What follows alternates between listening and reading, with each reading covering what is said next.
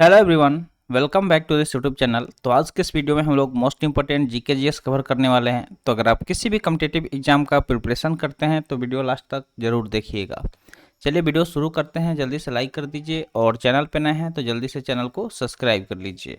तो आज का हमारा टॉपिक रहने वाला है सुप्रीम कोर्ट से संबंधित अनुच्छेद। तो जो भी आर्टिकल हैं जो किससे रिलेटेड है, सुप्रीम कोर्ट ऑफ इंडिया से, तो उसके बारे में हम लोग पढ़ने वाले हैं। तो चलिए शुरू करते हैं। सबसे पहले दिया गया अनुच्छेद 124। अनुच्छेद 124 की बात की जाए तो ये किस चीज़ से रिलेटेड है, तो जो सर्वोच्च न्यायालय है यानी कि सुप्रीम कोर्ट, उसका स्थापना और संविधान से जुड़ा हुआ है। किससे जुड़ा हुआ है? स्थापना और उसके संविधान से। नेक्स्ट है अनुच्छेद 125। अनुच्छेद 125 की बात करें तो इसमें जजों का जो वेतन है, यानी कि जो भी जज होते हैं सुप्रीम कोर्ट का, उनका कितना वेतन है उसके बारे में आदि वगैरह बताया गया है। ठीक है, किसमें? तो अनुच्छेद 125 में। अनुच्छेद 126 की बात करें तो अनुच्छेद 126 में किस चीज़ का उल्लेख किया गया है, तो इसमें बताया गया है कि जो भी कार्यवाहक मुख्य न्यायाधीश होगा उसका नियुक्ति किस तरह से करना है। मान लीजिए कि कोई मुख्य न्यायाधीश है तो उसके जगह पे कोई कार्यवाहक का अगर नियुक्ति किया जाएगा तो उसके बारे में किसके में बताया गया है? अनुच्छेद 126 में। ठीक है, आर्टिकल 126 में बताया गया है। नेक्स्ट है अनुच्छेद 127। अनुच्छेद 127 की बात करें तो इसमें क्या बताया गया है? तदर्थ न्यायाधीशों की नियुक्ति। ठीक है, तदर्थ न्यायाधीशों की नियुक्ति किसमें बताया गया है? अनुच्छेद 127 में। नेक्स्ट दिया गया है अनुच्छेद 128। अनुच्छेद 128 की बात करें तो इसमें बताया गया है सर्वोच्च न्यायालय की बैठकों में सेवानिवृत्त न्यायाधीशों की उपस्थिति। ठीक है, तो सर्वोच्च न्यायालय की बैठकों में जो भी सेवानिवृत्त न्यायाधीश हैं उनकी उपस्थिति के बारे में किसमें बताया गया है? तो अनुच्छेद 128 में। आगे दिया गया अनुच्छेद 129। अनुच्छेद 129 की बात करें, ठीक है, अनुच्छेद 129 की, तो इसमें किस चीज़ का बात हुआ है? तो सर्वोच्च न्यायालय रिकॉर्ड की अदालत हो। ठीक है, सर्वोच्च न्यायालय रिकॉर्ड की अदालत हो, इस ये किस चीज़ में बताया गया? अनुच्छेद 129 में। और आगे दिया गया अनुच्छेद 130। अनुच्छेद 130 की बात करें तो अनुच्छेद 130 में सुप्रीम कोर्ट की सीट का उल्लेख किया गया है। किस चीज़ का? सुप्रीम कोर्ट के सीट का। अनुच्छेद 131 की अगर हम बात करें तो अनुच्छेद 131 में सर्वोच्च न्यायालय का मूल क्षेत्राधिकार है। ठीक है, सर्वोच्च न्यायालय यानी कि सुप्रीम कोर्ट का जो भी मूल क्षेत्राधिकार है उसके बारे में किसमें बताया गया? अनुच्छेद 131 में। आगे दिया गया अनुच्छेद 131 ए।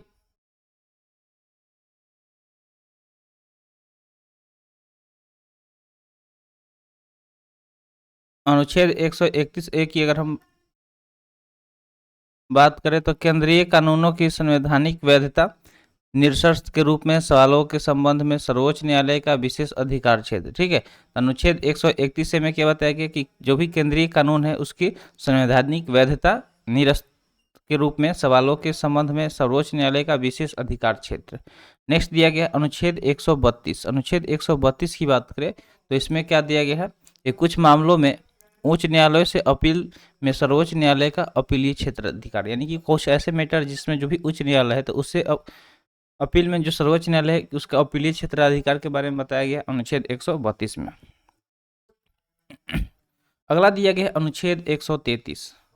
अनुच्छेद 133 की बात करें तो अनुच्छेद 133 में सिविल मामलों के संबंध में उच्च न्यायालयों से अपील में सर्वोच्च न्यायालय का अपीलीय क्षेत्राधिकार। तो जो भी सिविल मामला है तो उसके संबंध में उच्च न्यायालय से अपील में सर्वोच्च न्यायालय का अपीलीय क्षेत्राधिकार किसमें बताया गया? अनुच्छेद 133 में। अनुच्छेद 134 की बात कर लेते हैं। अनुच्छेद 134 की बात करें, अनुच्छेद 134 में आपराधिक मामलों के संबंध में सर्वोच्च न्यायालय का अपीलीय क्षेत्राधिकार। तो जो भी आपराधिक मैटर है, ठीक है, तो उसमें सर्वोच्च न्यायालय का जो अपीलीय क्षेत्राधिकार है उसका संबंध किसमें दिया गया? अनुच्छेद 134 में। अनुच्छेद 134 ए की बात करें तो सुप्रीम कोर्ट के में अपील के लिए प्रमाण पत्र। ठीक है, तो इसमें क्या बताया गया कि सुप्रीम कोर्ट में अपील के लिए प्रमाण पत्र। तो प्रमाण देखिए, मान लीजिए कि अगर कोई भी आप सुप्रीम कोर्ट में जाके अपील करना चाहते हैं तो उसके लिए आपको एक प्रमाण पत्र की आवश्यकता होगी, जिसका उल्लेख अनुच्छेद 134 ए में किया गया है। अनुच्छेद 135 की बात करें, नेक्स्ट क्या दिया गया? अनुच्छेद 135। तो अनुच्छेद 135 की बात करें तो सर्वोच्च न्यायालय द्वारा मौजूदा कानून के तहत संघीय कानून के क्षेत्राधिकार और शक्तियां। तो सर्वोच्च न्यायालय के द्वारा जो भी मौजूदा कानून के तहत अगर संघीय कानून के क्षेत्राधिकार और शक्तियां की बात करें तो ये किसमें है? अनुच्छेद 135 में। अनुच्छेद 136 की बात करते हैं, इसमें सर्वोच्च न्यायालय द्वारा अपील करने के लिए विशेष अवकाश, यानी कि सर्वोच्च न्यायालय के द्वारा अगर अपील करना हो तो उसके लिए विशेष रूप से अवकाश ले सकते हैं, जिसका उल्लेख अनुच्छेद 136 में किया गया है। अनुच्छेद 137 चलिए देखते हैं, तो इसमें बताया गया है कि सर्वोच्च न्यायालय द्वारा निर्णयों या आदेशों की समीक्षा। तो जो सर्वोच्च न्यायालय है उसके द्वारा अगर कोई निर्णय या आदेश दिया जा रहा है तो उसकी समीक्षा के बारे में अनुच्छेद 137 में बताया गया है। नेक्स्ट है अनुच्छेद 138। अनुच्छेद 138 की बात करते हैं। इसमें बताया गया कि सर्वोच्च न्यायालय के अधिकार क्षेत्र में वृद्धि, तो जो उनका अधिकार क्षेत्र है उसमें वृद्धि कहाँ कहाँ हुआ, इस चीज़ को अनुच्छेद 138 में बताया गया है।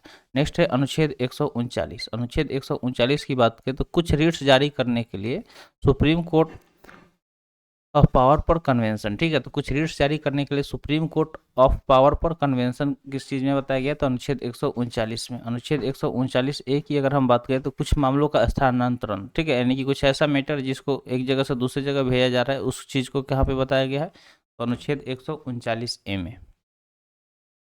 नेक्स्ट है अनुच्छेद 140। अनुच्छेद 140 की बात करें, क्या दिया गया अनुच्छेद 140, तो अनुच्छेद 140 में सर्वोच्च न्यायालय की सहायक शक्तियाँ, यानी कि जो भी सर्वोच्च न्यायालय है सुप्रीम कोर्ट उसकी जो सहायक शक्तियाँ हैं उसका उल्लेख अनुच्छेद 140 में किया गया है। अनुच्छेद 141 की बात करें तो अनुच्छेद 141 में सुप्रीम कोर्ट द्वारा घोषित कानून सभी अदालतों पर बाध्यकारी है, यानी कि सुप्रीम कोर्ट द्वारा अगर कानून कोई जो घोषित कर दिया गया तो वो सभी अदालतों पर बाध्यकारी हैं। इस चीज़ को कहाँ पे बताया गया, अनुच्छेद 141 में। नेक्स्ट है अनुच्छेद 142। तो चलिए देखते हैं अनुच्छेद 142 में क्या दिया गया है, तो थोड़ा अनुच्छेद 142 की बात करें तो इसमें सुप्रीम कोर्ट के आदेशों की प्रवर्तन और खोज आदि के आदेश, ठीक है, यानी कि जो भी सुप्रीम कोर्ट है उसके आदेश हो गए या आदेशों की जो प्रवर्तन है और खोज आदि के आदेश किसमें दिए गए, अनुच्छेद 142 में। अनुच्छेद 143 की बात करें तो इसमें क्या बताया गया कि सुप्रीम कोर्ट से परामर्श करने की राष्ट्रपति की शक्ति, यानी कि राष्ट्रपति के पास जो शक्ति है जिसके थ्रू वो क्या कर सकते हैं, सुप्रीम कोर्ट से परामर्श ले सकते हैं। अगर कोई ऐसा मैटर है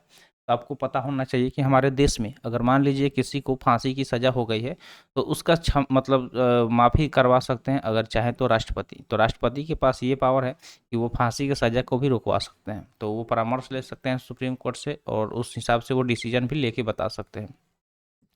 अगला है अनुच्छेद 144। अनुच्छेद 144 की बात करें तो सुप्रीम कोर्ट की सहायता में कार्य करने के लिए नागरिक और न्यायिक अधिकारी, ठीक है, सुप्रीम कोर्ट की सहायता में कार्य करने के लिए जो भी नागरिक और न्यायिक अधिकारी हैं उस चीज़ का उल्लेख किया गया अनुच्छेद 144 में। अनुच्छेद 144 ए की बात कर लेते हैं। तो अनुच्छेद 144 ए में क्या दिया गया है कि कानूनों की संवैधानिक वैधता से संबंधित सवालों के निपटान के लिए विशेष प्रावधान। नेक्स्ट यहाँ पे दिया गया है अनुच्छेद 145। अनुच्छेद 145 की बात करें तो अदालत के नियम आदि वगैरह कहाँ पे बताए गए हैं, तो अनुच्छेद 145 में। नेक्स्ट है अनुच्छेद 146। अनुच्छेद 146 की बात करें तो अधिकारी और नौकर और सर्वोच्च न्यायालय का खर्च, ठीक है, अधिकारी और नौकर जो भी और सर्वोच्च न्यायालय तो उसका खर्च कहाँ पे दिखाया गया, अनुच्छेद 146 में। नेक्स्ट है अनुच्छेद 147। तो पूरा इसका एक्सप्लेनेशन कहाँ पे दिया गया, अनुच्छेद 147 में दिया गया। टोटल सर्वोच्च न्यायालय का व्याख्या दिया गया किसमें, अनुच्छेद 147 में। उम्मीद करते हैं जो भी चीज़ें यहाँ पे बताई गई होंगी आपको समझ में आ गया होगा। तो आज के लिए इतना ही, आज का सेशन यहीं पर समाप्त हुआ। सेशन कैसा लगा कमेंट सेशन में ज़रूर बताइएगा। तो मिलते हैं फिर अगले वीडियो में। Thanks for watching. जय हिंद।